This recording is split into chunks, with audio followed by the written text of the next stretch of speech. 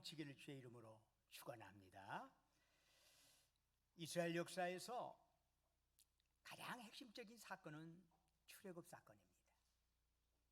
이스라엘 백성들의 신앙의 가장 밑바닥에 하나님께서 우리를 애굽에서 구원해 내셨습니다 라고 하는 고백이 반드시 들어 있습니다. 이 출애굽 사건을 본격적으로 시작하게 한 전환점이 바로 오늘 출애굽 본문에 나옵니다. 바로 유월절이죠.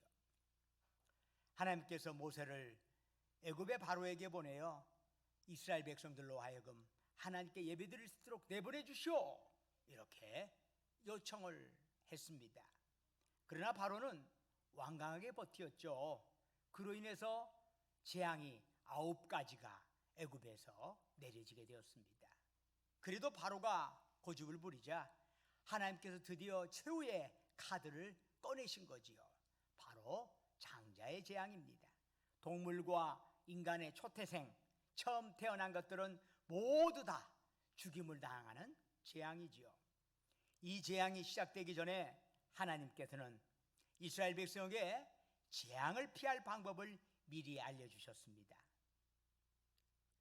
먼저 이스라엘의 각 가정은 그해의 첫 달, 그 당시 첫 달은 가나안식으로 말하면 아비벌이라고도 하고 바벨론식으로 말하면은 그것을 후에 니산월이라고 부르기도 합니다. 우리 태양력으로 말하면 3, 4월 정도 됩니다. 3, 4월에 그들의 첫 달이 시작이 되지요. 그 첫 달 10일에 1년 된 흠없는 순양이나 순염소를 구별합니다. 나흘 동안 따로 떼어서 다른 부정한 것이 닿지 않도록 한쪽에다 별도로 구별해서 놓습니다. 그리고 나서 4일이 지나고 나서 14일에 그 짐승을 잡아서 우슬초 묶음으로 그 피를 적셔서 문설주와 임방에 바릅니다. 그리고 그 고기는 구워서 먹습니다. 그때 이 고기를 먹을 때 함께 먹는 게 있죠. 누룩을 넣지 않은 반죽으로 만들어진 무교병, 마초트라고 하는 형태인데 이 무교병, 또 하나는 애굽의 고통스러운 노예살이를 기념하는 쓴나물, 이것을 함께 먹도록 한 거지요. 그리고 출애굽의 임박함을 상징하기 위해서 허리에 띠띠고 발에 신신고 손에 지팡이 잡고 급히 먹으라 했습니다. 이제 밤이 시작되면서 장자의 재앙이 본격적으로 진행이 되었습니다. 죽음의 전사는 애굽 땅의 장자들, 동물의 초태생들을 모두 죽였습니다. 그런데 그 중에 살아남은 사람들이 있지요. 어떤 자들이지요? 하나님 말씀대로 집의 문설주와 임방에 양의 피를 바른 사람들이 합니다. 죽음의 전사가 양의 피를 보고 그 집을 뛰어넘어 재앙을 그들은 피할 수가 있습니다. 이렇게 뛰어넘어서 지나갔다 하는 것 때문에 그 절기를, 그 사건을 기념하는 절기를 유월절 이렇게 부르게 된 겁니다. 문설주에 바른 양의 피로 인해서 이스라엘 장자들이 죽음을 면하게 된 것은 피가 지니고 있는 대속적인 기능을 잘 보여주고 있습니다. 레위기 17장 11절은 말씀하지요. 생명이 피에 있으므로 피가 죄를 속하느니라. 그런가 하면 히브리서 9장 22절은 피 흘림이 없음즉 사함이 없느니라. 즉 희생이 피 없이는 생명의 구원이 가능하지 않다는 거지요. 즉 죽을 생명이 죽음으로부터 구원받기 위해서는 그 죽음을 대신할 또 다른 생명, 대속의 피가 있어야 한다는 것입니다. 그래서 최초의 유월절에는 1년 된 흠없는 어린 양이나 염소가 피를 흘리고 죽어야 했습니다. 그렇게 유월절이 만들어졌는데 출애굽기 12장 11절을 보면 그것을 특별히 여호와의 유월절 이렇게 부르고 있습니다. 왜 여호와의 유월절이죠? 그 유월절 사건을 만드신 분이 바로 여호와 하나님이시기 때문입니다. 그 모든 것을 하나님이 주도하셨습니다. 이스라엘 백성들을 애굽의 압제에서 해방시킬 것을 계획한 것도 하나님이십니다. 그리고 유월절의 모든 일련의 과정을 지시하신 분도 하나님이십니다.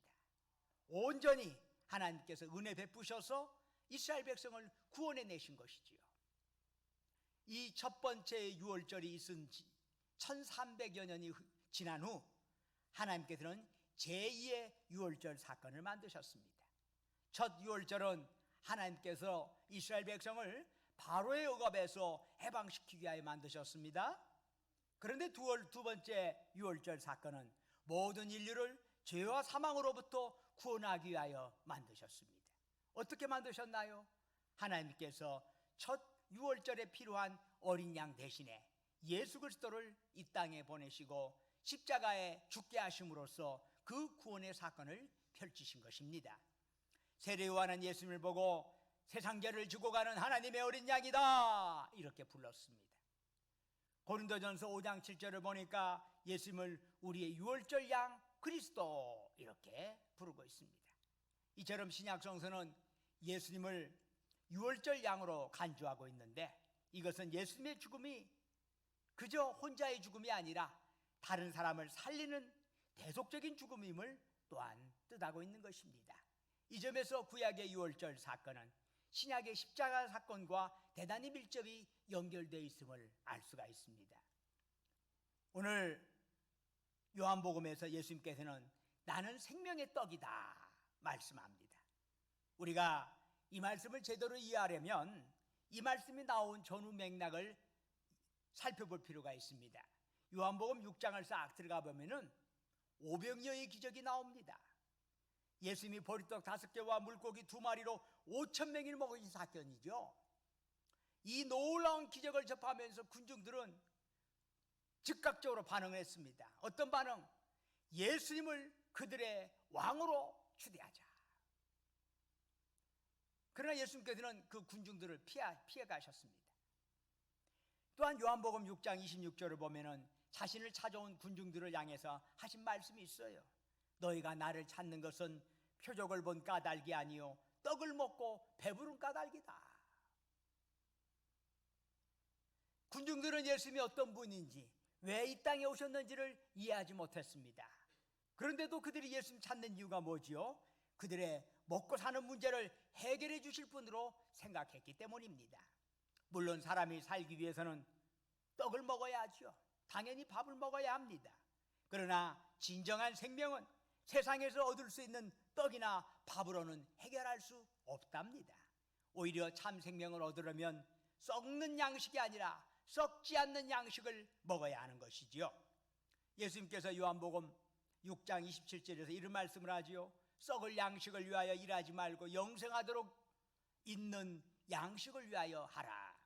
썩을 양식을 위하여 일하면 일시적으로는 살 수 있겠지요. 그러나 곧 끝납니다. 그러나 새 인생을 살고자 한다면 무엇보다도 생명의 떡을 먹어야 한다 하는 것이지요. 예수님께서는 자신을 생명의 떡이라고 말씀하실 때 유대인들은 모세의 만나를 염두에 두었을 겁니다. 만나는 이스라엘 백성이 출애굽하여 광야 생활을 할 때 하나님께서 그들에게 내려주신 음식입니다. 그러나 예수님께서는 분명히 말씀하시죠. 그 만나를 먹었던 조상들 다 죽었어. 다 죽었어. 즉 만나가 영생을 주는 생명의 떡은 아니라는 거예요. 그러시면서 예수님께서는 6장 51절에서 이렇게 말씀합니다. 나는 하늘에서 내려온 살아있는 떡이니 사람이 이 떡을 먹으면 영생하리라. 내가 줄 떡은 곧 세상의 생명을 위한 내 살이니라 하시니라. 예수님 자신이 생명의 떡이라고 하는 것은 예수님이야말로 우리에게 참 생명을 주시는 분이라는 뜻입니다. 그 생명은 이 땅에서 잠시 있다가 사라질 그런 것이 아니라 영원한 생명이 되는 것입니다. 예수님의 말씀에 유대인들은 아니 살을 먹다니 이게 뭔 소리요? 살을 먹다니 웅성거렸습니다. 그러자 예수님께서 요한복음 6장 54절에서 재차 이렇게 말씀하시네요. 내 살을 먹고 내 피를 마시는 자는 영생을 가졌고 마지막 날에 내가 그를 다시 살리리니. 예수님의 살을 먹고 피를 마신다는 것은 무슨 뜻입니까? 1차적으로는 예수님의 살과 피를 뜻하는 떡과 포도주, 즉 성찬을 의미할 것입니다. 그러면 왜 그리스도인들이 이 성찬에 참여합니까? 주님의 십자가의 죽음이 바로 우리 죄를 위한 대속이고 그로 인해서 우리가 생명을 얻게 되었다는 사실을 믿기 때문입니다. 즉 주님의 십자가에 대한 절대적인 믿음을 가진 자는 이미 영생을 가졌고 라고 주님은 말씀하십니다. 가질 것이 아니라 가졌고. 사랑하는 여러분, 예수님의 십자가가 여러분의 생명이라고 하는 것을 여러분 믿으십니까? 그렇다면 여러분에게 이미 영생의 씨앗이 여러분 안에 들어있다는 사실도 믿습니까? 여러분, 우리에게 영생의 씨앗이 들어있는 한 우리는 죽어도 다시 살게 될 줄로 믿습니다. 왜? 우리 안에 절대 죽을 수 없는 영생의 씨앗이 있기 때문에 다시금 우리는 살아날 수가 있는 것입니다. 여러분, 이 사실을 믿으시기를 주의 이름으로 축원합니다. 그런데 여러분, 떡이라고 하는 건 구경하라고 있는 게 아닙니다. 그 떡을 먹어야지요. 우리가 살려면 떡 구경 우리에 갖고는 소용이 없어. 떡을 먹어야 살 수 있는 겁니다. 예수님께서 자신을 생명의 떡이다 하신 것은 자신을 먹어야 우리 인생에 살 수 있다는 말씀입니다. 결국 예수님을 믿는다고 하는 건 뭐지요? 생명의 떡이신 예수님을 먹고 내가 사는 것입니다.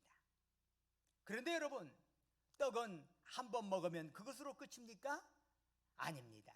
우리는 떡을 한 번만 먹고 사는 것이 아닙니다. 날마다 반복적으로 먹어야지요. 하나의 습관처럼 몸에 배워야 합니다. 누가 가르쳐 주지 않아도 때가 되면 떡을 먹을 줄 아는 것처럼 그렇게 예수님을 먹어야 합니다. 날마다 예수라는 떡을 먹는 것은 그분이 주신 말씀을 날마다 먹는 것입니다. 우리 몸은 무엇을 먹느냐에 따라서 그 체질이 달라집니다. 종종 건강의 문제를 위하여 체질을 바꿔가는 사람들이 있어요. 그럴 때는 어떻게 해요? 먹는 것부터 바꿔야 해요. 먹는 건 그대로 먹고 체질만 옛날로 바꿔지길 원한다. 그거 꿈깨. 그거 꿈이야, 꿈. 진짜 우리 체질을 바꾸려면 먹는 것부터 하나하나 조심해서 먹어야 해요. 여러분, 우리가 정말 예수님을 닮기를 원한다면 먹는 것부터 달라져야지. 바로 날마다 예수님 그분의 말씀을 먹어야 할 줄로 믿습니다. 그래야 우리의 체질이 달라지는 것이요, 영적인 체질이 달라지는 것이요. 주님이 가르쳐 주신 주기도문에 일용할 양식을 주옵소서라고 하는 기도가 있는데, 이것은 단순한 물질적인 떡만을 의미하는 것이 아닙니다. 하늘로부터 내려오신 생명의 떡이신 예수님을 우리는 날마다 먹어야 할 줄로 믿습니다. 교회는 예수님이 생명의 떡이라는 사실을 믿고 그 떡을 날마다 먹는 사람들의 공동체라 할 수 있습니다. 그런데 교회 안에서 그 예수님이라고 하는 떡을, 말씀이신 예수님을 먹는 그 교회 안에 결코 있어서는 안 될 게 하나가 있습니다. 바로 누룩입니다. 고린도전서 6장 7절에서 바울은 이런 말씀을 하네요.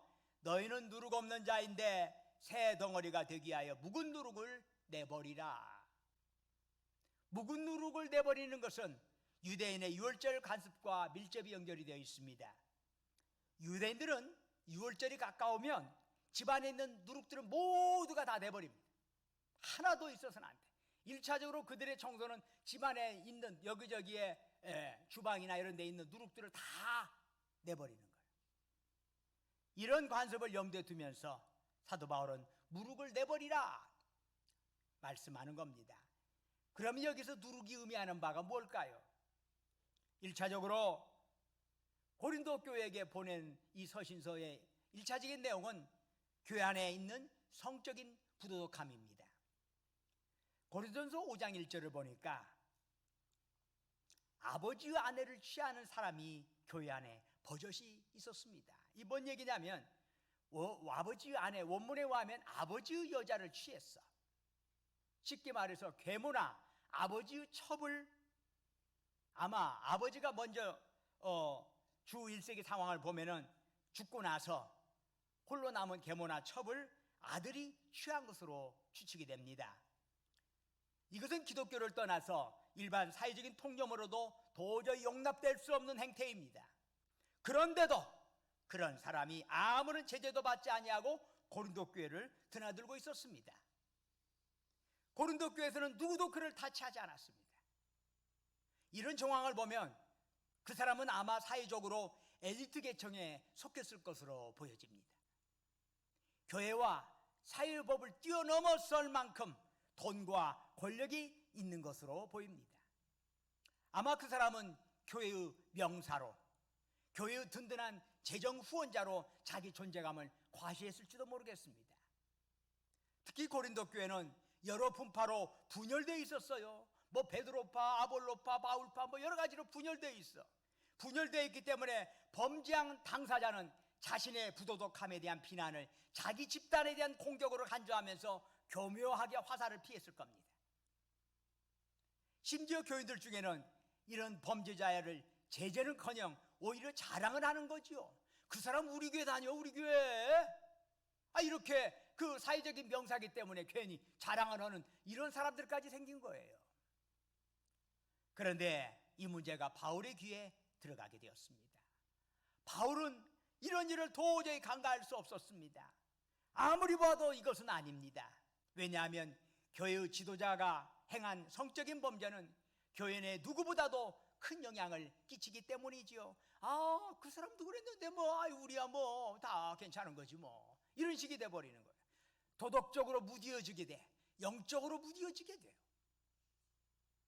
교회가 복음을 전하는 전진기지가 되기 위해서는 무엇보다도 도덕적 순수성이 보존되어야 하는 거지요.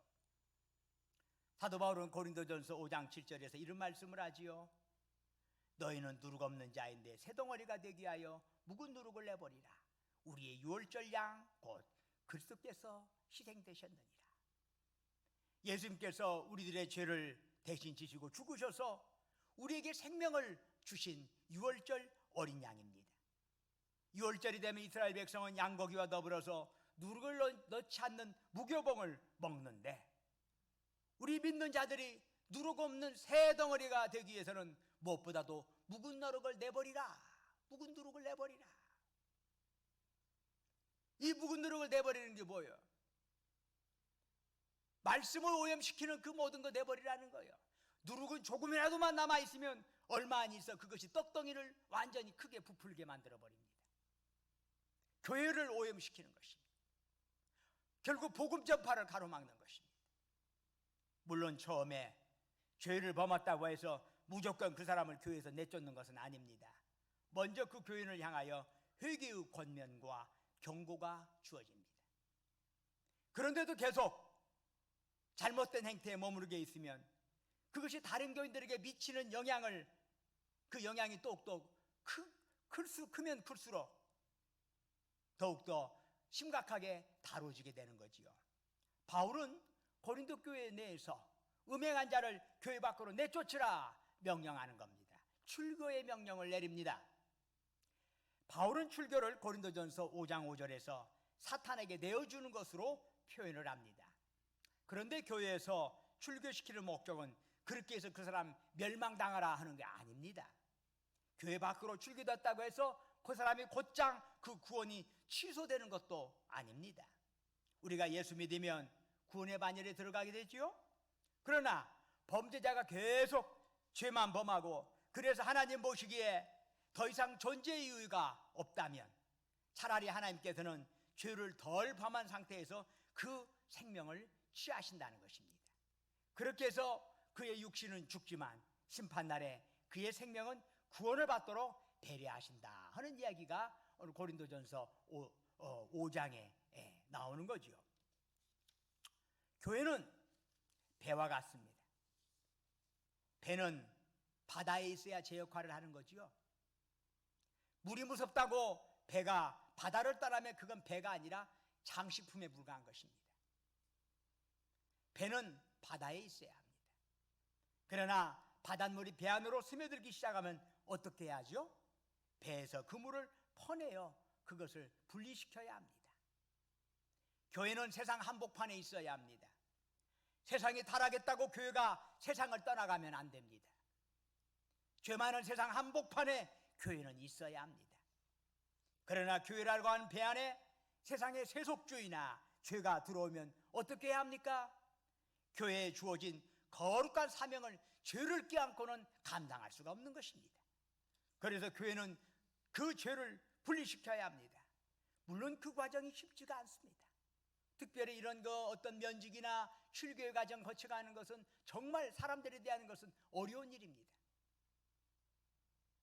주변 사람들은 그러지요. 어떻게 그 사람이 그럴 수가 있어? 어떻게 너무한다? 별소리가 다 나옵니다. 그러나 교회가 살아남고 당사자를 정말 도울 수 있는 길은 묵은 누룩을 내버리는 것입니다. 잘못된 것들 잘못이라고 지적하면서 거룩함을 다시 회복하는 길입니다.